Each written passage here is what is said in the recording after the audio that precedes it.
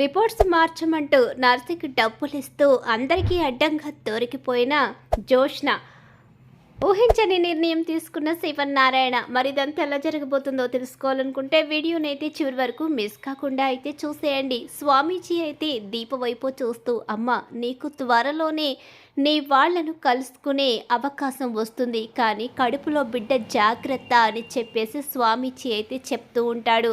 అలా అందరూ కూడా ఆశ్చర్యపోతూ చూస్తూ ఉండిపోతారు. కాస్త సంతోషంగా ఉన్న బిడ్డ గురించి ఆలోచిస్తూ మరి కాస్త బాధపడుతూ ఉంటాడు కార్తీక్ అయితే. ఇక్కడ చూస్తే జోష్న మాత్రం నువ్వు సాలిగూడిలో చిక్కుకున్నావు, అక్కడి నుంచి బయటపడతావు అని చెప్పేసి త్వరలో నీకొచ్చే రోజులన్నీ కూడా గడ్డు కాలమే అని జోష్నకి స్వామీజీ చెప్పడంతో ఇద్దరూ ఆలోచనలో పడిపోతారు. కాస్త టెన్షన్ పడుతూ ఉంటారు. ఈలోగా బయటకు వచ్చిన తర్వాత స్వామీజీ కార్తీక్కి మరోసారి చెప్తూ ఉంటాడు, బాబు బిడ్డ జాగ్రత్త, బిడ్డ విషయంలో చాలా జాగ్రత్తగా ఉండాలి. వచ్చేవి మంచి రోజులైనా చెడ్డ రోజులు మంచి రోజులు కలిపి రాబోతున్నాయి, కాబట్టి చాలా జాగ్రత్తగా వ్యవహరించండి. ఇంకా ఈ ఇంట్లో గండం పొంచి ఉంది, కాబట్టి మీరు తీసుకునే నిర్ణయం కూడా జాగ్రత్తగా తీసుకుని ఆ దేవుణ్ణి తలుచుకుంటూ ఉంటే ఆ గండాలు దాటి గట్టెక్కి త్వరలో ఈ కుటుంబం అంతా కూడా సంతోషంగా ఉంటుంది అని చెప్పి స్వామీజీ అయితే కార్తీక్కి మరోసారి హెచ్చరిస్తూ చెప్తూ ఉంటాడు. కార్తీక్ బిడ్డ విషయంలో, అలాగే ఇక శివనారాయణ కుటుంబం విషయంలో ఆ గండం కూడా జోష్న రూపంలోనే అని చెప్పేసి వివరించకనే వివరిస్తూ ఉంటాడు స్వామీజీ అయితే. కార్తీక్ అయితే అర్థమవుతూ ఉంటుంది, ఏంట్రా స్వామీజీ అయితే ఇలా చెప్తున్నారేంటి, అసలు మన కుటుంబం ఎలాంటి పరిస్థితిలో ఉందో అర్థం కావటం లేదు, నాకు భయంగా ఉందని చెప్పంటూ ఉండగానే, కంగారు పడుకు తాత, అన్నీ మనం అనుకున్నట్టుగానే జరుగుతాయి. మన ఇంట్లోంచి వెళ్ళవలసిన దుష్ట శక్తులు ఉన్నాయి, వాళ్ళు వెళ్ళిపోతే అనుకున్నట్టుగా జరిగే అవకాశం ఉంది, కుటుంబం అంతా బాగుపడుతుంది అని చెప్పేసి కార్తీక్ అంటూ ఉంటాడు.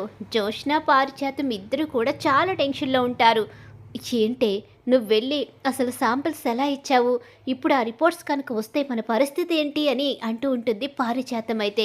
నువ్వు రిపోర్ట్స్ గురించి ఆలోచిస్తున్నావు, నేను స్వామీజీ చెప్పిన మాటల గురించి ఆలోచిస్తున్నాను. ఆయన చూసావా, నేను చాలెగూడిలో చిక్కుకున్నానని, ఇక సాలెగూడిలోంచి బయటపడతానని, వచ్చేదంతా గడ్డు కాలమే అని ఎంత వివరంగా చెప్పారో, మొహం చూసి అలా చెప్పారు అంటేనే నాకేదో భయంగా ఉంది గ్రాని అని చెప్పేసి అంటూ ఉంటుంది. ఈలోగా దీప అయితే మాత్రం కార్తిక్ దగ్గరికి వస్తుంది. దీప, స్వామీజీ మాటలు విన్నావు కదా, అర్థమైందా నీకు అని చెప్పేసి కార్తీక్ అంటూ ఉండగానే, అవునమ్మా, స్వామీజీ మాటలు జాగ్రత్తగా గుర్తుపెట్టుకో. స్వామీజీ ముఖ్యంగా నీ కడుపులో ఉన్న బిడ్డ గురించి చెప్పారు, వివరంగా చెప్పారు, బిడ్డ జాగ్రత్త అని. నువ్వు ఎక్కువగా సుమిత్ర గురించి ఆలోచిస్తూ బాధపడుతున్నావు. సుమిత్ర గురించే కాదు, నీ కడుపులో బిడ్డ గురించి కూడా ఆలోచించుకో. నీ కడుపులో బిడ్డ నీకు చాలా ముఖ్యమని చెప్పేసి చెప్తూ ఉంటాడు శివనారాయణ కూడా. ఇక్కడ సుమిత్ర కూడా దీప గురించే ఆలోచిస్తూ ఉంటుంది, జోష్నన్న మాటల గురించి కాకుండా. ఏంటమ్మా అలా ఉన్నావని వాళ్ళమ్మ దగ్గరికి వెళ్ళి పలకరించే ప్రయత్నం చేస్తూ ఉండగానే, నీ గురించే ఆలోచిస్తున్నాను దీప, నువ్వు చూస్తే ప్రెగ్నెంట్వి, కానీ నా కోసం దిగులు పెట్టుకొని రోజు రోజుకి నీ ఆరోగ్యాన్ని పట్టించుకోవడం మానేశావు. నీకు నీ బిడ్డకి ఏదైనా జరిగితే నన్ను నేను జీవితంలో క్షమించుకోలేను అని చెప్పేసి దీపతో అంటూ ఉంటుంది. జోష్న మాత్రం ఇక ఎలా తప్పించుకోవాలని ఆలోచనలోనే ఉంటుంది, ఎలా బయటపడాలి, నేను ఇప్పుడు బ్లడ్ శాంపిల్స్ వచ్చిన తర్వాత ఎలా ఈ గండాన్ని దాటాలి అని ఆలోచించుకుంటూ ఉంటుంది. మరి ఏం చేద్దాం అనుకుంటున్నావే, ప్రస్తుతం ముందున్న గండం ఈ రిపోర్ట్స్ని ఎలా మాయ చేద్దాం అనుకుంటున్నావు? నువ్వు ఏం చేసినా సరే నాకు చెప్పి చెయ్యి, అంతేకాని నీ ఇష్టం వచ్చినట్టు నువ్వు పెత్తనం చేస్తే ఆ తర్వాత దొరికిపోయావంటే ఇక నీ గతి నా గతి గుమ్మం బయట అడుక్కు తినడమే అని చెప్పేసి హెచ్చరిస్తూ ఉంటుంది.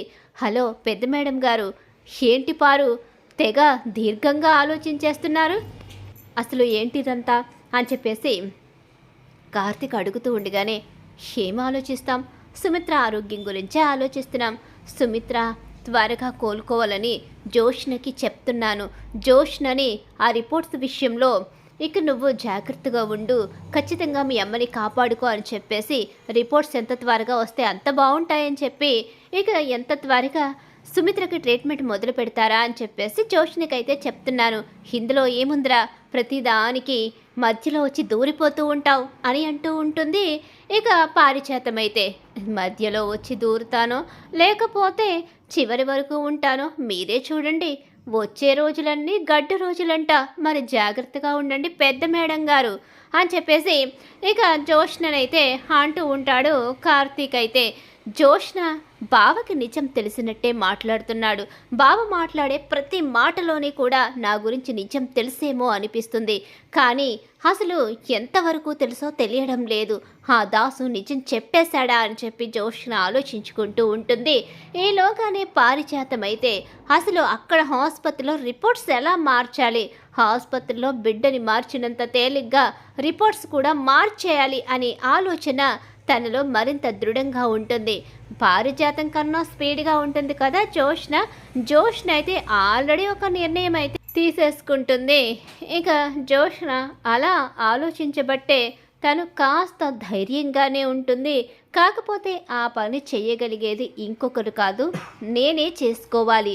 నేను మాత్రమే ఇక ఎవ్వరికీ తెలియకుండా జాగ్రత్తగా మేనేజ్ చేయాలి. ముఖ్యంగా బావకి అస్సలు దొరకకూడదు అని చెప్పేసి ఆలోచిస్తూ ఉంటుంది. ఇక రిపోర్ట్స్ గురించి అయితే డాక్టరు అక్కడ ఉన్న సిస్టర్ని అడుగుతూ ఉంటుంది. సిస్టర్, రిపోర్ట్స్ అయితే వచ్చాయా? జోషిని గారి రిపోర్ట్స్ వస్తే నాకు త్వరగా తీసుకొచ్చి ఇవ్వండి. సుమిత్ర గారికి మనం ట్రీట్మెంట్ ఎంత త్వరగా స్టార్ట్ చేస్తే సుమిత్ర గారి ఆరోగ్య పరిస్థితి అంత త్వరగా మెరుగుపడుతుంది, లేకపోతే ఆవిడకు సీరియస్ అయ్యే అవకాశం ఉంది అని చెప్పేసి చెప్తూ ఉంటుంది. అలా చెప్పేసరికి ఈలోగానే ఒక్క 1 అవర్ పడుతుందని చెప్పారు మేడం. 1 అవర్లో రిపోర్ట్స్ అయితే వచ్చేస్తాయి, తీసుకొచ్చి ఇస్తాను మేడం. సరే, నా టేబుల్ మీద పెట్టండి అంటూ ఆవిడ మరికొంతమంది పేషెంట్స్ని చూడడానికి అక్కడి నుంచి వెళ్ళిపోతుంది. ఆసుపత్రి వార్డులో మిగిలిన పేషెంట్స్ అందరినీ కూడా చెక్ చేసుకుంటూ ఉంటుంది. అలా డాక్టరు చూసుకుంటూ ఉన్న సమయంలోనే అక్కడికి ఇక జోష్న అయితే వస్తుంది. జోష్న అక్కడికి రావడం డాక్టర్ చూసేస్తుంది. ఏంటి, జోష్న ఆసుపత్రికి ఎందుకు వచ్చింది? రిపోర్ట్స్ కోసం వచ్చిందా ఏంటి? ఒంటరిగా వచ్చిందేంటి? అవును, కార్తీక్ కూడా ఫోన్ చేసి జోష్న కూడా ఆసుపత్రిలోనే ఉంది కాబట్టి ఒక 1 అవర్లో రిపోర్ట్స్ వచ్చేసే ఛాన్స్ కూడా ఉన్నాయి కాబట్టి త్వరగా సుమిత్ర గారిని తీసుకొచ్చి జాయిన్ చేయమంటే బాగుంటుందేమో అని చెప్పేసి కార్తీక్ అయితే కాల్ చేస్తుంది. డాక్టర్ అయితే సరే డాక్టర్ వస్తున్నాను అని చెప్పి ప్రజెంట్ అయితే సుమిత్రను తన మావిని తీసుకురమ్మని, మంచి ముహూర్తాన్ని ఇంకా మరో 1 గంటలో ఉంది, మీరైతే రండి, జాయిన్ చేసేది అత్తయ్యనే కాబట్టి అత్తయ్య మంచి ముహూర్తానికి రావాలి, మేమైతే వెళ్తున్నామని చెప్పేసి తన తాతయ్యను భార్యను అలాగే తన తల్లిని తీసుకుని కార్తీక్ అయితే బయలుదేరి వెళ్ళిపోతాడు. ఇక్కడ చూస్తే జోష్న వచ్చింది కానీ తన దగ్గరికి రాలేదేంటి అని చెప్పేసి తన రూమ్కి వెళ్ళి వెయిట్ చేస్తూ ఉంటుంది. అలా వెయిట్ చేస్తూ ఉండగానే జోష్న రాకపోవడం మరో పేషెంట్కి కాస్త సీరియస్గా ఉందని చెప్పేసి అక్కడ చూడడానికి వెళుతూ ఉన్న సమయంలోనే ఒక కిటికీలోంచి చూస్తూ ఉన్న సమయంలో జోష్న అక్కడున్న ఒక సిస్టర్కి డబ్బులు ఇస్తూ కనిపిస్తుంది. ఏంటని ఇలా చూసేసరికి తను అంటూ ఉంటుంది, రిపోర్ట్స్ విషయంలో నాకు నువ్వు సపోర్ట్ చేయాలి, ఖచ్చితంగా సపోర్ట్ చేస్తావు కదా అని చెప్పి అడుగుతూ ఉంటుంది. ఈలోగా అక్కడికి కార్తీక్ అలాగే శివనారాయణ, దీప అందరూ కూడా అక్కడికి వస్తారు. ఏంటి మేడం ఇక్కడ నుంచి ఉన్నారేంటి? సరే, ఇక మా అత్తయ్య మరో 1 అవర్లో వచ్చేస్తుంది, రిపోర్ట్స్ వచ్చేసాయని చెప్పేసరికి ఒక్కసారి అలా చూడండి అని చెప్పేసి వాళ్ళందరికీ కూడా కిటికీలోంచి జోష్న అక్కడ సిస్టర్కి డబ్బులు ఇవ్వడం చూపిస్తుంది. ఒకసారి అందరూ చూసి షాక్ అయిపోతారు.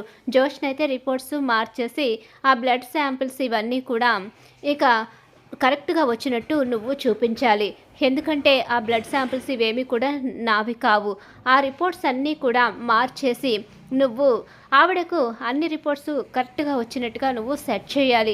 అది ఎలా సెట్ చేస్తావో నీకే వదిలేస్తున్నాను, అవి ఎవరు శాంపిల్స్ తీసుకొస్తావో అనేది నాకు తెలియదు, నీకు ఎంత డబ్బు కావాలని ఇస్తాను, ప్రస్తుతానికి ఇది అడ్వాన్స్ పెట్టుకో, నా గురించి మాత్రం బయటపడకూడదు, నేను సుమిత్ర గారి కూతుర్ని కాదన్న విషయం ఎవరికీ తెలియకూడదు, నీకు మాత్రమే చెప్తున్నాను అని చెప్పేసి డబ్బులు ఇచ్చి ఆ రిపోర్ట్స్ని తారుమారు చేయమని చెప్పి చెప్తూ ఉంటుంది. ఇక అక్కడ శివనారాయణ, కార్తీక్ అలాగే కాంచన, దీప అందరూ వినేస్తారు. డాక్టర్ కూడా ఏంటి సార్ ఇదంతా అని చెప్పి వాళ్ళ వైపు కోపంగా చూస్తుంది. అలా చూసేసరికి ఇలా ఇక్కడ డబ్బులు ఇస్తూ దొరికిపోతుంది, నిజమైతే బయటపడిపోతుంది. జోష్న అంటూ చెంప పగలగొట్టి వెంటనే ఇక పోలీసుల చేత అరెస్టు చేయించి పారిజాతానికి ఊహించని షాక్ అయితే ఇస్తాడు. నిన్ను బ్రతకనిచ్చే ప్రసక్తే లేదు, నువ్వు చేయడం కారణంగానే ఇదంతా జరిగింది అని చెప్పి ఇక ఎప్పుడైతే నిజం బయటపడిందో దాంతో ఇక కార్తీక్ అసలు నిజాన్ని బయట పెట్టేయడంతో ఇక గన్ తీసుకుని పారిజాతానికి గురిపెట్టి షాక్ అయితే ఇస్తాడు శివనారాయణ. తల్లి ప్రాణాలతో చెలగాటమాడిన నువ్వు బయట ఉండకూడదని జోష్నని అరెస్టు చేయిస్తాడు.